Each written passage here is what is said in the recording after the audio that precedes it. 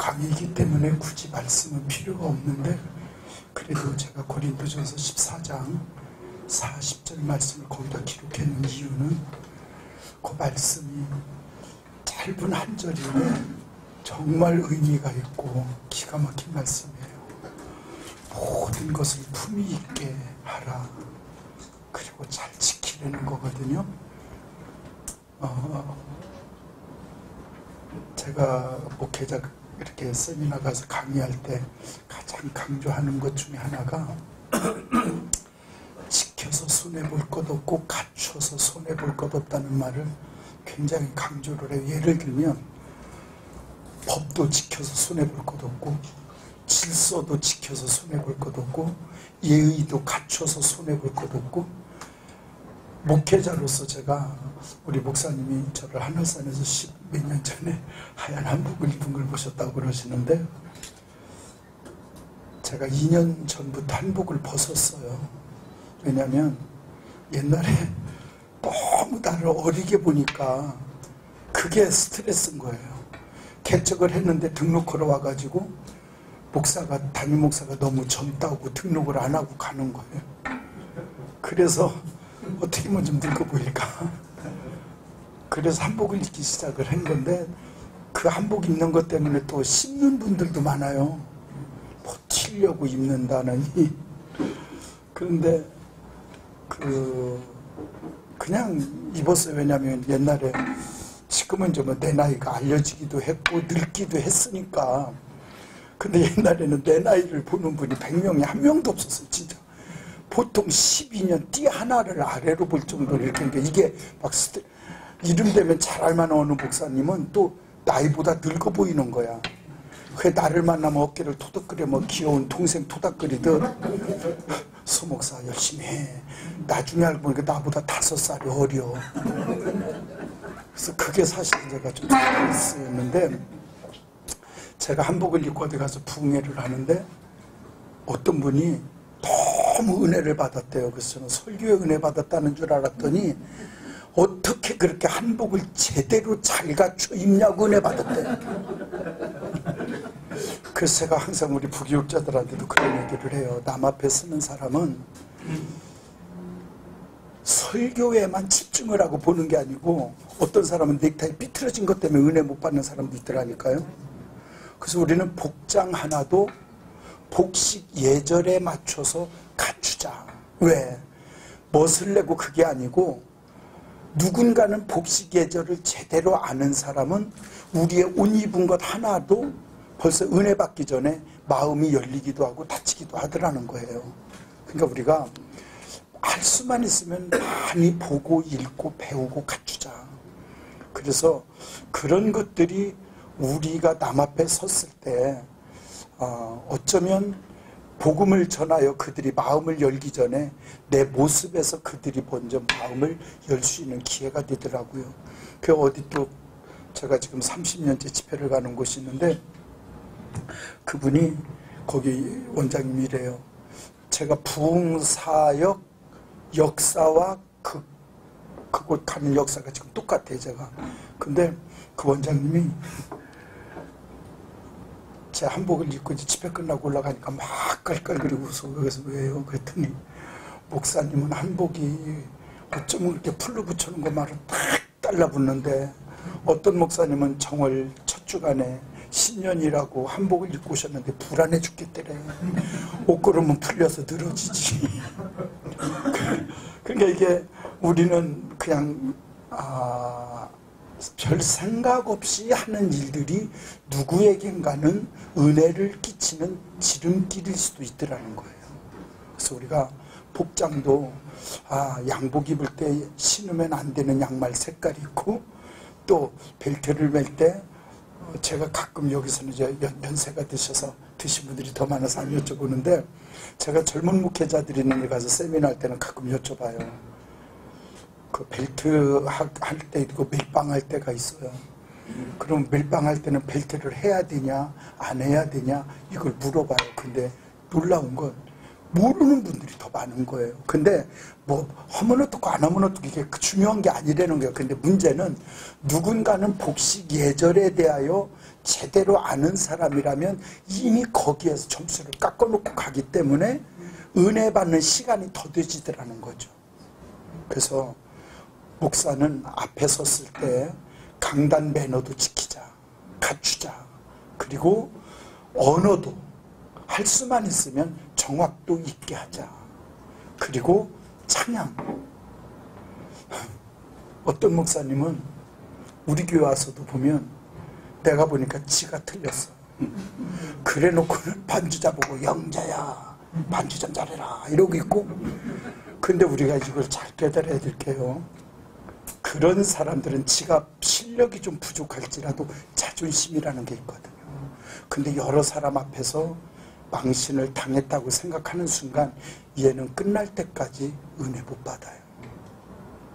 그 저는 지금 제가 부흥사역이 30년인데 특별히 뭘 남보다 잘해서 30년을 이렇게 바쁘게 사는 것 같지는 않고 실수를 조금 덜 하는 것 같아요. 그러니까 집회 끝나고 나서 잡음이 그래도 조금 덜 하니까 자꾸 불러가시는 것 같아요. 제가 기도원 30년 다니는데 한 군데 지금 30년을 가고 하늘산을 지금 작년까지 8월 첫 주간을 22년을 했어요. 금년에는 몇 년 전부터 또 다른 수 얘기를 해서 지금 못 갔는데 갈매산을 제가 지금 27년을 하거든요. 천보산 기도원이 24년이고 양산의 감림산이 24년이고 광흥 기도원이 지금 20년인데 교회를 제가 지금 8번, 9번째 가는 교회들이 여러 군데가 있어요. 그래서 사실은 기도원은 1년에 2번 정도는 30년을 가도 부담이 없는데 교회는 8번, 10번 가면 진짜 힘들어요. 할 말이 없어. 뭐 부흥사 하는 말 똑같잖아요. 그 말이고. 조용기 목사님도 봐봐. 설교가 맨날 어제나 오늘이나 똑같은 하나님만 얘기하고 계시는데 사실 한계가 있거든요. 그런데 그 목사님들이 한결같이 하시는 말씀이 뭐냐면 빨리 끝내줘서 좋대. 그러니까 시간을 정확히 딱 맞춰요. 저는 하다가도 시간 되면 그냥 마무리하고 끊어요. 왜? 우리 목회자들이 착각하는 게 뭐냐면 성도들이 은혜 받는 것 같으면 거기에 헷가닥해서 시간 가는 줄을 몰라. 그러면 은혜 받은 게 질려버리는 거예요. 근데 하다가 은혜 될 때 여자들 연속곡을 왜 못 끊는지 아시죠? 재밌을 때 끊어버리는 거예요. 그러니까 부흥회도 지금 못하면 내일 또 하면 되고 이번에 못하면 다음에 부르면 또 하면 되지, 이런 마음으로 딱 끊어야 돼요. 그런데 그걸 못하니까 지루해져 버리는 거예요. 그런데 목사님들이 하시는 말씀이 뭐라고 하냐면 제 부흥회 하고 나서 탈이 없어서 좋다. 이 말은 탈나는 부흥회가 있다는 얘기거든요. 근데 그 탈나는 유형이 있어요. 그게 뭐냐? 저는 모든 게 연구하고 통계내는 게 내 취미인데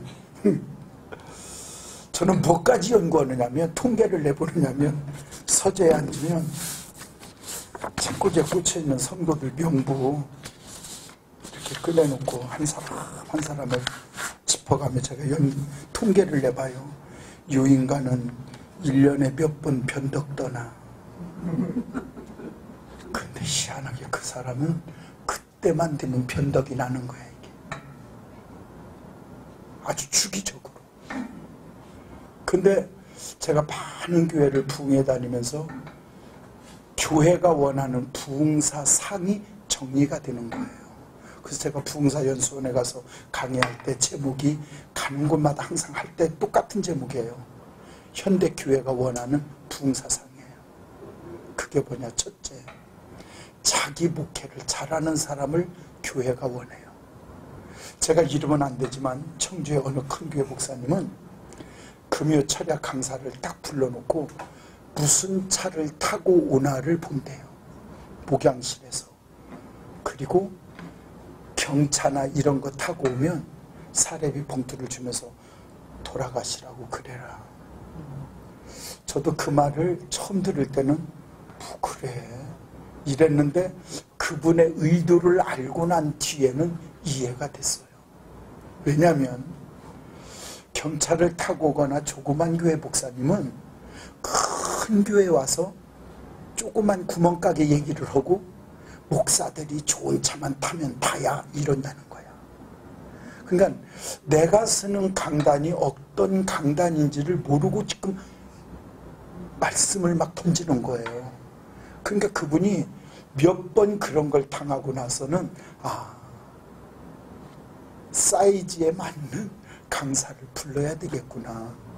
그래서 내려다보고 적은 차 경차 타고 오거나 이러면 사례비는 준대요. 그리고 돌려보내고 당신이 안 되는 거야. 그러니까 우리가 남의 교회 강단에 쓸 때는 이 강단이 어떤 강단인가를 먼저 읽는 게 참 중요해서 강단 매너가 정말 중요해요. 제가 성지순례 갈 때 대학 교수, 신학교 교수 잘하는 목사님을 우리 교회 강단에 주일 설교를 부탁해 놓고 갔어. 갔다 왔더니 우리 성도들이 목사님 뭐 그런 분을 모셔놓고 갔냐고 그래요. 왜? 제가 부흥사역자잖아요. 우리 교회에 와서 부흥사욕만 디립대고 간 거야. 그러니까 우리가 남의 강단에 쓸 때 내가 쓴 강단에 어떤 흐름이 어떤 건가를 알고 서야 되는데 이게 없는 거예요. 그러니까 우리가 참 부흥사로 현대교회가 원하는 부흥사는 어떤 사람일까? 그 몇 가지만 알고 잘 갖춰도 괜찮을 것 같다는 생각이 들어요. 그 중에 하나가 자기 목회를 잘하는 사람이에요. 두 번째, 세 가지를 갖춘 사람을 원해요. 영성, 말씀이죠. 영성. 그 다음에 찬양, 유머예요. 어떤 분은 찬양이 너무 올드한 것만 부르는 거야. 근데 교회라고 하는 데는 연세 드신 분만 있는 게 아니거든요.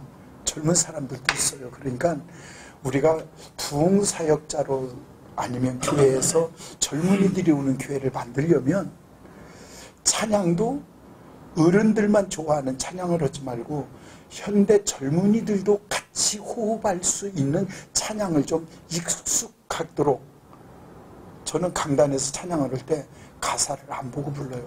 그만큼 머릿속에 완전히 익숙되지 않으면 안 부르는 스타일이에요.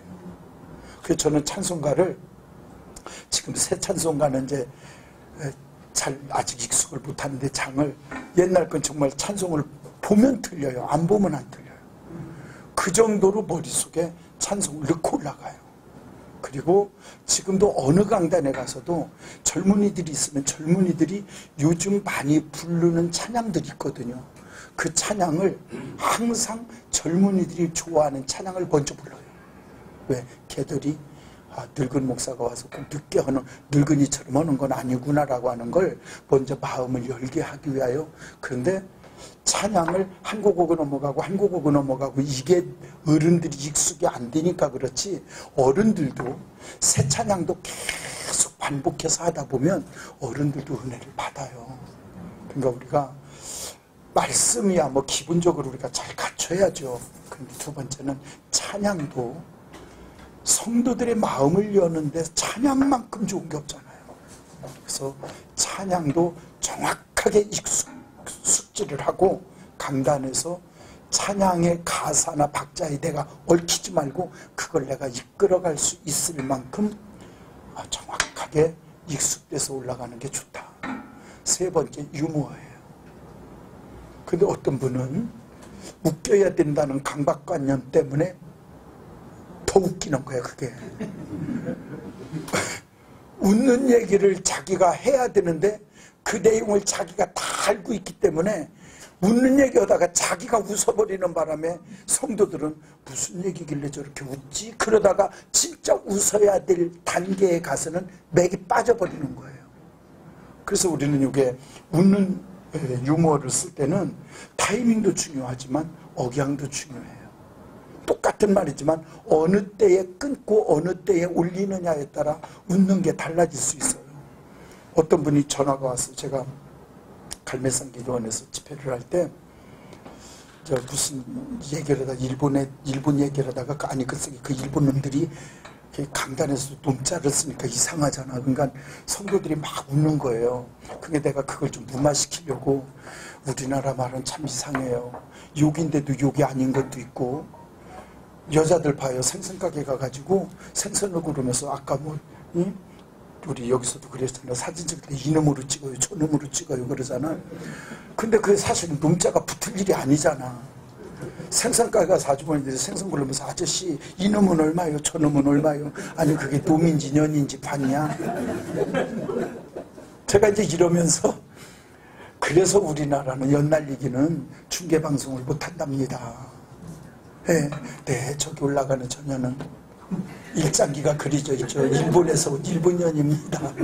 그 옆에 오성기가 그려져 있죠. 중국에서 온 중국년입니다. 저 가운데 두 개 나란히 올라가는 저런 년을 쌍년이라고 합니다. 이러면서 진짜 거기 한 600~700명 모인 사람들이 막 뒤집어지게 웃으면서 그래도 목회자들은 또 재밌는 얘기 있으면 적잖아. 가서 써먹으려고. 근데 어떤 목사님이 전화가 온 거야. 목사님 기도원에서 뒤집어지게 웃을 때 자기도 진짜 너무 웃었다는 거야. 근데 자기 교회 와서 얘기하니까 아무도 안 웃더래. 예배 끝나고 나서 목사님, 장로님이 와서 그러더래. 목사님 강단에서는 그런 쌍소리 하지 마세요 이러더래. 그러니까 똑같은 말이지만 어떻게 접목시키느냐. 우리 뭐 다 잘 아는 얘기일 거예요. 어느 목사님 목회자 세미나 때 하셨다는 얘기인데 그 목사님 내가 그 얘기 듣고 진짜 공감을 했다니까요. 그러니까 어느 세미나에서 목사님이 이제 한 얘기가 있으니까 당신도 당신 교회 가서 그거 써먹은 거야. 저는 젊었을 때 가장 사랑한 여인이 있었습니다. 저는 그 여인의 품에 안길 때가 가장 행복했습니다. 아시죠? 근데 성도들이 막 조용한 거야. 근데 이 양반이 성도들 분위기가 너무 조용하니까 긴장을 해버린 거예요. 그 뒤에 무슨 말을 해야 하잖아요. 근데 그 세미나 했던 분은 그 여인은 저희 어머니였습니다. 이런 거야. 근데 이 양반이 긴장하는 바람에 그 말까지 잊지를 못한 거야. 그래갖고 교회 분위기가 그게 우리가 유머를 적당히 섞는 건 정말 양념이고 좋거든요. 그런데 웃겨야 된다라고 하는 강박관념 때문에 못 웃기는 거예요. 이게. 어떤 분은 자기가 막 강대상 밑에 들어가서 웃다 나오는 분도 있어요. 이러니까 분위기가 완전히 막 망가져 버리는 거예요. 그래서 우리가 강단, 자기 교회에 목회를 잘하는 거, 그 다음에 그 삼박자를 갖추는 거, 말씀과 찬양과 유머를 갖추는 거예요. 그 다음에 강단의 매너예요. 어떤 분은 강단에서 막 이렇게 지적질이라고 그러죠. 막 지적을 하면서 막 야단치고. 근데 우리가 아무리 말씀이 좋고 은혜가 돼도요, 이미 자기가 망신을 당할 만큼의 어떤 지적을 당하는 이상 그 사람은 그 집에 절대 은혜를 받지 못합니다. 우리 교회도 그런 적이 한 번 있었어요. 말씀이 너무 좋은 분인데 그렇게 개인적으로 망신을 주는 거예요. 우리는 정말 저는 목회자가 돼서 감사한 게 우리는 말로 남을 살리기도 하고 세우기도 하잖아요. 이 기가 막힌 복을 가지고 왜 우리는 그걸 활용을 못하고 누구를 죽이느냐는 거죠. 사실 제가 사당동의 어느 교회 부흥회를 갔더니 마지막 날 그 장로가 11명인데 목사님이 제가 이제 저녁은 안 먹거든요. 혼자 먹겠다고 그러고 점심만 먹는데 오늘만 좀 저녁을 같이 먹자는 거예요. 그래서 이제 저녁을 먹으러 갔더니 장로 11분 목사님하고 이렇게 이제 쭉 앉았는데 목사님이래요. 장로님들 돌아가면서 이번 부흥에 은혜 받은 거 한마디씩 하시죠. 그랬더니 뭐 다 은혜 받았다고 얘기를 하는데 어느 분 장로님이 이러는 거야. 참 우리 강사님은 독특한 은사가 있으십니다. 근데 목사님이 뭐가요? 그러니까 때리기는 어떻게 때리시는데 상처받은 사람은 하나도 없네요. 사실은 많은 목사님들이 그런 말씀을 하세요. 제가 제 설교를 보면 되게 후려치는 설교를 해요. 근데 웃겨놓고 때리고 웃겨놓고 때리고 하니까 아무도 만 얻어 터지는 줄도 모르고 얻어 터진다는 거예요. 사실 우리 교회 성도들 중에는 저한테 진짜로 얻어 터진 성도들이 몇 명 있어요. 남들은 어떤 목사님이 그래요. 저는 교회에서 성도들한테 이렇게 막 꼼짝도 못하고 빌빌 킬 것 같다고 그러는데 우리 교회 와보고는 성도들이 왜 이렇게 막 목사를 벌벌 떠느냐고 할 정도로 감리교회에서 우리 교회에 오신 장로님이 있어요. 2년 동안 교회 일을 안 하는 거예요. 그냥 빙빙 도는 거예요. 왜냐하면 장로가 돼서 교회를 옮겼다라고 하는 것 때문에 성도들이 자기를 어떻게 볼까. 그게 늘 이 사람 마음에는 짐이었던 거예요. 근데 이제 그분이 그 교회가 두 교회가 합치면서 이렇게 빠져나온 거예요. 그래서 이제 그러는 동안에 내 생일이 2번 지나가고 명절이 이제 4번 지나가는 거거든요. 그래도 장로면 목사한테 상품권 하나라도 줘야 되는 거 아니에요? 아무것도 없이 2년을 지나는 거예요. 그래서 작년에 추석 첫날 신방을 갔어. 신방도 아니야. 그냥 갔어. 권사님 이리 와봐. 장로고 둘이 앉혀놓고, 장로님 교회 온 지 2년이야. 아직도 교회를 옮긴 것 때문에 고민이고 갈등이고 그러려고 돌아가. 나는 왔던 교회를 간다는 사람은 축복기도하며 보낸다. 근데 장로님 지금 그 교회 못 갈 거잖아. 그럼 뭐 들어 갈등해. 지금 그 나이에 이제 해가 지났잖아. 그럼 그 나이에 어느 교회 또 갈 거요? 다른 식구들은 다 뿌리 내리고 살라고 하는데 왜 지금 헷갈리고 있어? 생각해보고 갈 것 같으면 빨리 가. 아니면 여기서 뿌리 내려. 그러고 우리 교회 온 지 2년 됐어. 내 생일 2번 지나고 명절이 지금 내일이면 4번째예요. 어떻게 장로가 돼서 상품권 하나도 없이 목사한테 그러고 넘어가냐. 이건 아니지. 이번 추석부터는 그냥 지나지 마. 상품권이라도 갖고 와. 그러고 그냥 와버렸어. 그 이튿날 추석인데 상품권 30만 원을 갖고 왔어. 그리고 이제 2주가 지나서 제가 필리핀 선교를 간다고 이제 주부에 광고가 나왔잖아. 예배 끝나고 그 장로가 나오길래 내가 등을 툭 치면서, 장로님 나 내일 선교지가. 그 말은 돈 갖고 와. 그 말이야. 지금은 얼마나 잘하는지 몰라요. 근데 진짜 감사한 건 우리 성도들은 제가 뭐라고 이렇게 이런 식으로 말을 해서 시험 드는 사람이 없어요. 단 한 번도. 저는 우리 교회에서 그래요. 목사님 제일 좋아하는 선물이 뭐예요? 선물 중에 제일 좋아하시는 거. 선물 중에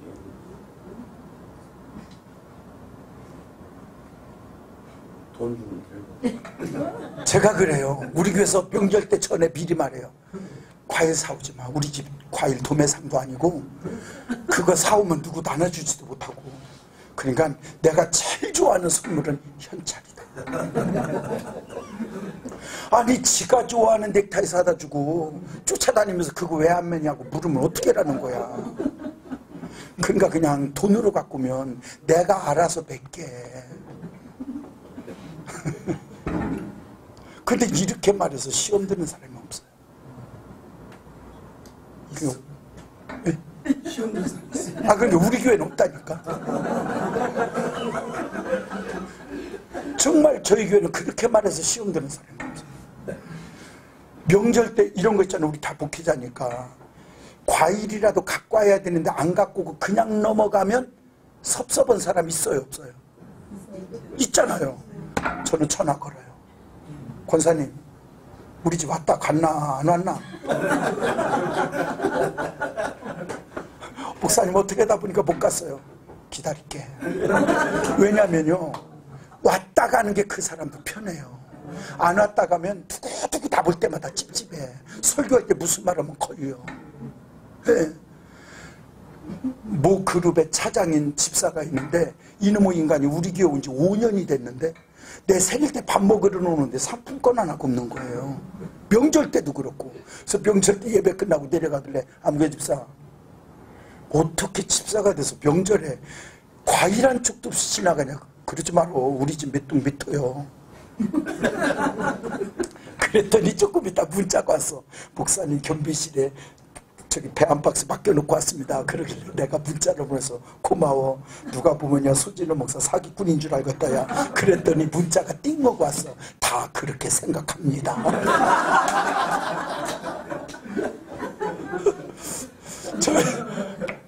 그러니까 우리가 참 중요한 게 강단에서 똑같은 말이라도 제가 부흥회 가면 사실 이런 얘기를 많이 해줘요.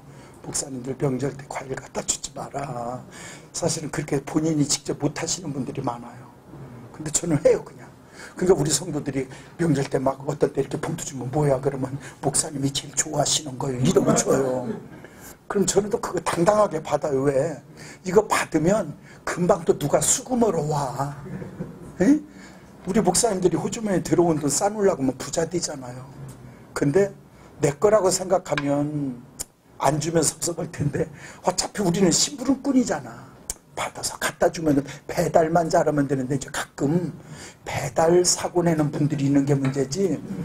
우리 성도들도 그래요. 배달만 잘하면 되거든요. 근데 저는 성도들 앞에도 당당하게 받는 이유가 어차피 나는 심부름꾼이니까 이렇게 생각하고 살으니까 벌써 그거 수금하는 날은 선교사가 3명은 와요. 우리 집사가 지나가면서 이래 목사님 수금 오셨네요. 벌써 다 알아. 네, 다 알아. 제가 지금 안시골이거든요.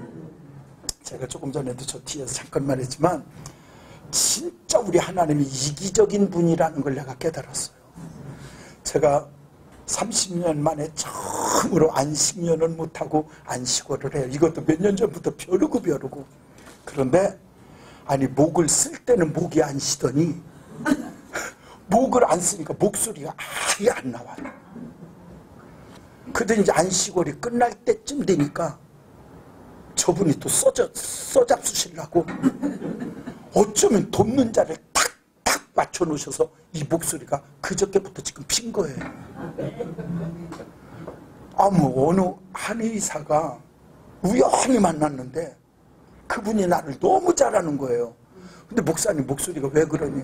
몰라요. 안 쓰니까 이러네. 그러더니 진맥하더니 목사님 진액이 다 말라서 요 폐에서 올라가는 이 기도가 촉촉하게 젖어야 되는데 이게 말라서 목소리가 그렇게 나오는데 제가 해결해 드릴게요. 그 양반이 한약을 줘서 보내왔어요. 그거 먹었더니 그저께 이틀 먹고 나서부터 그저께부터 목소리가 이렇게 펴지는 거예요. 전에는 이랬는데 그래서 내가 참 우리 하나님 이기적이시다. 그래서 내가 깨달은 게 뭐냐면 그래 어차피 그분이 써먹고 싶어서 살리셨고 써먹고 싶어서 갖추시고 하시는데 뭐 요령 피우고 불평하냐. 그냥 감사하자. 그냥 감사하자. 예, 그래서 가장 중요한 건 갖추는 거. 매너도 갖추고 영역도 갖추고 실력을 갖추고 강단 매너도 잘 갖추는데 문제는 갖추기는 갖추는데 지키지 않는 분 있잖아요. 예를 들어 이런 거 우리 어느 교회 행사에 가면 순서가 너무 많아. 남이 길게 할 때는 주책 이러는데 당신은 올라가서 더 길어. 끝으로 조금 하다가 마지막으로 결론적으로 최종적으로 막 이래가면서 그러니까 우리는 갖추는 것도 중요하지만 지키는 게 더 중요하다는 거예요. 우리가 목회 부흥사역자로 참 중요한 건 뒷거래 하지 말라는 거예요. 뒷거래 하지 마라. 저는 지금도 몇 주 전에 천도산 집회를 하는데 어떤 여목사님들 2분하고 몇 분이 저 개인적으로 쓰라고 봉투를 몇 개를 갖고 온 거예요. 그래서 고맙다고. 그런데 놔주지 말고 기도원에 주면 기도원에서 나를 줄 거다. 그러니까 안 해요. 목사님 드리는 거예요. 그래도 기도원에 갔다 개인적으로 내든지 그냥 강사님 도섭이라고 쓰든지 해서 강사님께 줘. 거기서 주면 받고 안 주면 말면 되는 거잖아요. 그 사람들이 거기다가 몇 억을 넣겠어요. 몇 천을 넣겠어요. 많이 넣어봐야 10만 원, 30만 원. 거기서 어떤 사람 홀딱 뒤집어지면 100만 원이지 그 이상 넣는 사람 없어요. 그것 때문에 내 인격 팔아먹을 이뤘거든. 근데 그런 것만 잘 지켜도 부흥사역자로 실수는 안 할 것 같더라고요. 어떤 사람들은 아주 가는 곳마다 전화번호를 적어 갖고 다니고 자기가 부흥에 왔다고 그러고 저는 솔직히 부흥에 여기 오면 옆 교회 아는 목사님 있어도 연락을 안 해요. 끝나고 와서 왜? 그 목사님이 부담될 수도 있잖아. 그래서 우리가 알고 남은 흉보는데 내가 그렇게 살고 있는 건 아닌가를 모르는 분들이 그걸 지키지 못하는 분들이 참 많으세요. 그래서 우리가 부흥사역자로 남의 강단에 쓸 때는 갖추는 것도 잘 갖춰야 되지만 지켜야 될 부분들도 잘 지키는 그런 사역자들이 됐으면 좋겠습니다. 제가 지금 끝나라고 50분까지 하라고 그랬는데 길게 하면 주책이니까 본래 제 시간은 40분이거든요. 10분 늦게 했다고 40분 하라고 하는데 중간을 딱 잘라서 43분에 끝났어. 감사합니다.